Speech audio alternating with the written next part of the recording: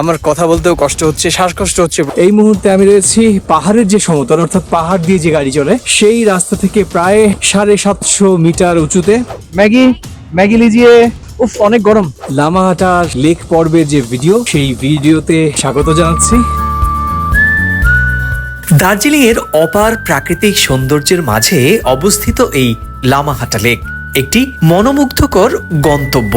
চারপাশে সবুজে মোড়া পাহাড়, শান্ত পরিবেশ আর স্বচ্ছ জলরাশির মাঝে এই লেক প্রকৃতিপ্রেমীদের জন্য এক স্বর্গ।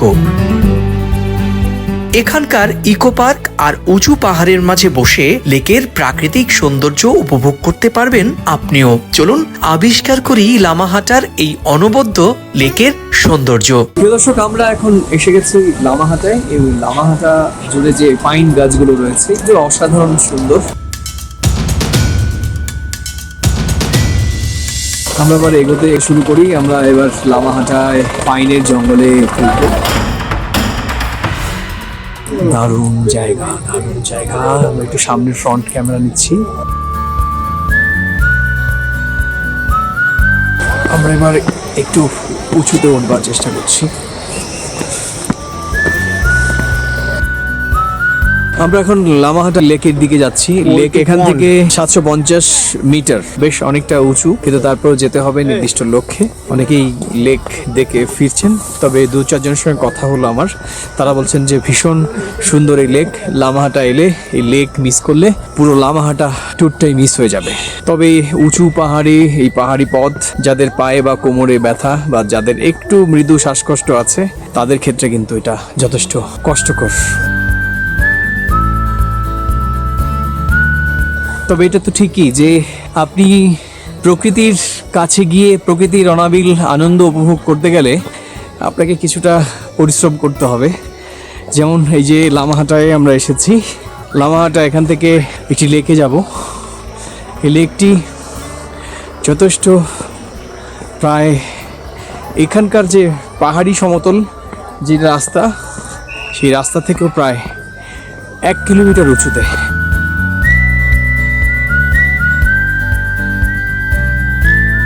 বিশ্বাস করুন, প্রকৃতির কাছে না এলে প্রকৃতির যে অনাবিল সৌন্দর্য সেটা আসলেই চেখে দেখা খুব কষ্ট।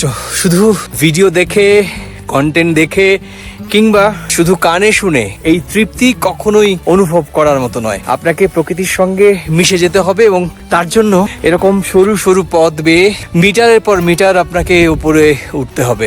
যেমন এই মুহূর্তে রয়েছে আমি লামাহাটা লেকে উঠতে গিয়ে আমাদের নিচে, অর্থাৎ এই পাহাড়ের পথ থেকে যে পথ দিয়ে, যে রাস্তা দিয়ে গাড়ি আসে, সেখান থেকে প্রায় 1 কিলোমিটার উঁচুতে।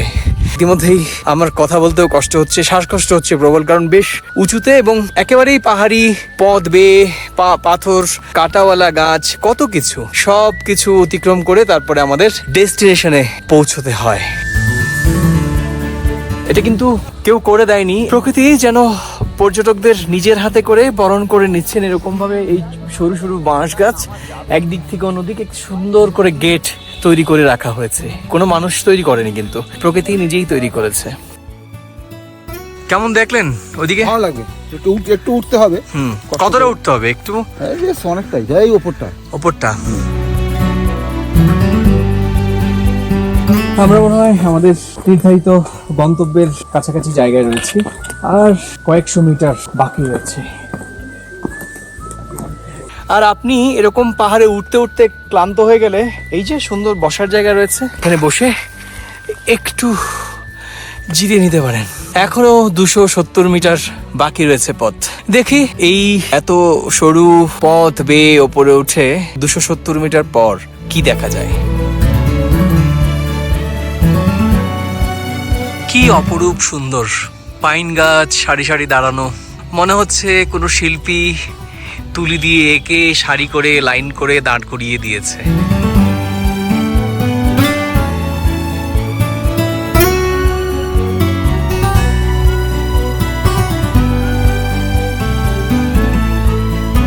দর্শক, আমরা এসে গেছি আমাদের সম্ভাব্য গন্তব্যে, যে গন্তব্য নিয়ে আমরা প্রায় 750 মিটার উঁচুতে আসবো বলে স্থির করেছিলাম, এবং সেই কাঙ্ক্ষিত লামাহাটা লেক। আমার পেছনে লেক ভিউ অসাধারণ সুন্দর পাহাড়ের উঁচুতে এই ছোট্ট জলাশয়কে ঘিরে গড়ে উঠেছে এক নিরিবিলি পর্যটন কেন্দ্র, এবং এখানে কিন্তু শুধু পশ্চিমবঙ্গে নয়, সিকিম, আসাম, ভারতের অন্যান্য রাজ্য থেকেও কিন্তু প্রচুর সংখ্যক পর্যটকরা এখানে আসেন। এই মুহূর্তে যেহেতু ভিসা সংক্রান্ত জটিলতা রয়েছে, সে কারণে বাংলাদেশি পর্যটকরা আসতে পারছেন না।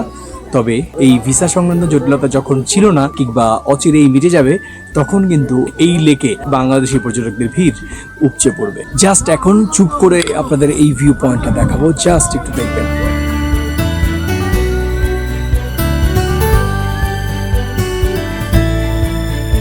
লামাহাটা শৈল শহর দার্জিলিং এর একটি জায়গা।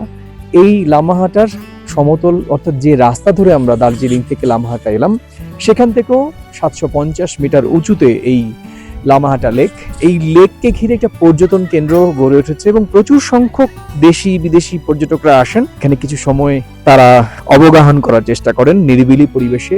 প্রকৃতির অপার সৌন্দর্য সৃষ্টিকর্তা ঢেলে দিয়েছেন। এই প্রকৃতির সৌন্দর্যকে নিংড়ে নিতে হলে প্রকৃতি প্রেমী অনেকেই আসেন এখানে। আমরা এখানে এসেছি, আমরা এই যেহেতু এখানে একটা ডেস্টিনেশন তৈরি হয়েছে। हर रोज लोग आता है क्या?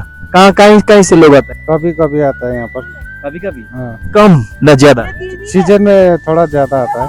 सीजन कितने, कौन सा? आपका ये जनवरी में होता है, आपका अप्रैल में होता है। अभी तो ऑफ सीजन है, अभी तो ऑफ सीजन चल रहा है, थोड़ा बहुत आ रहा है टूरिस्ट। तो बंगाल से आता है क्या? हाँ, ज्यादा तो बंगाल से आता है, कलकत्ता।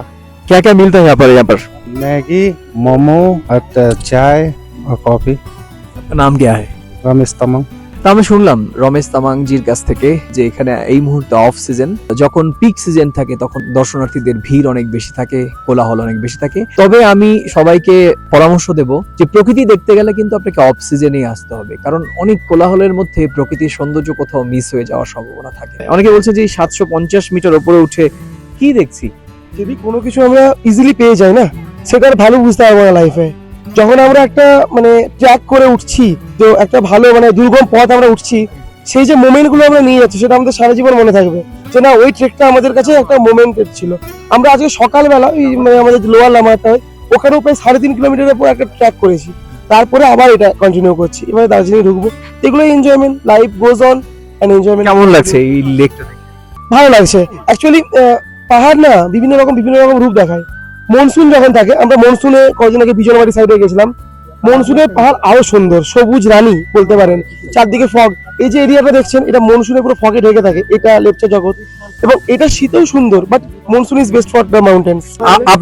আপনার অনুভূতি কি? পাহাড় বিভিন্ন জায়গার পাহাড় বিভিন্ন রকম। আমি এখানে হচ্ছে এটা দার্জিলিং মানে ফার্স্ট টাইম লামাহাটাতে এলাম। আমি এর আগে মেঘালয় কভার করেছি, সেখানে ট্রেক করেছি। ওই পাহাড় আবার অন্যরকম, মানে ওখানে এত ঝর্ণা, এত সবুজ, ওখানে মানে আরো খাড়াই রাস্তা। মানে এখানে 750 মানে যেটা মিটার বলছে, এটা আমাদের কাছ 750 মিটার কিছু ইস্যুই না, বিকজ আমরা 3.5 7 কিলোমিটার 4 কিলোমিটার করেও ট্রেক করেছি। সো পাহাড় সবসময় সুন্দর, যদিও I am a sea lover, still একটু এক্সপ্লোর করছি।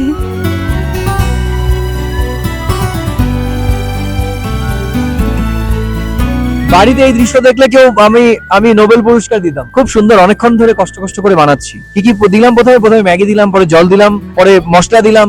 ভালোই লাগছে না সবকিছু? Maggi Maggi Maggi Maggi Maggi Maggi লিজিয়ে। উফ, অনেক গরম। কষ্ট না করিলে কি করে কেষ্ট মিলবে বলুন? 750 মিটার উঁচুতে উঠে যদি এই ধরনের প্রকৃতির সৌন্দর্য উপভোগ করতে হয়, তাহলে আপনাকে 750 মিটার উপরে উঠতেই হবে। ম্যাগি হয়ে গিয়েছে, এবার আমি ম্যাগি নিচ্ছি।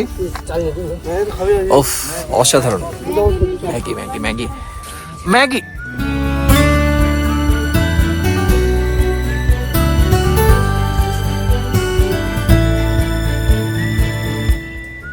প্রিয় দর্শক, আমরা এরকম ভাবেই প্রকৃতির বিভিন্ন অপার সৌন্দর্যের দ্রষ্টব্যগুলোকে আপনাদের সামনে তুলে ধরবার চেষ্টা করব।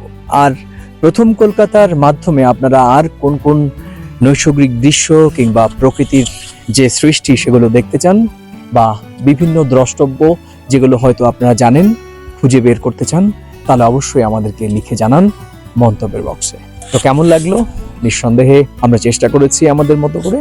আশা করব আপনারাও আপনাদের মূল্যবান মতামত, মন্তব্য লিখে জানাবেন। তো ভালো থাকবেন, সুস্থ থাকবেন, নিরাপদে থাকবেন। টাটা।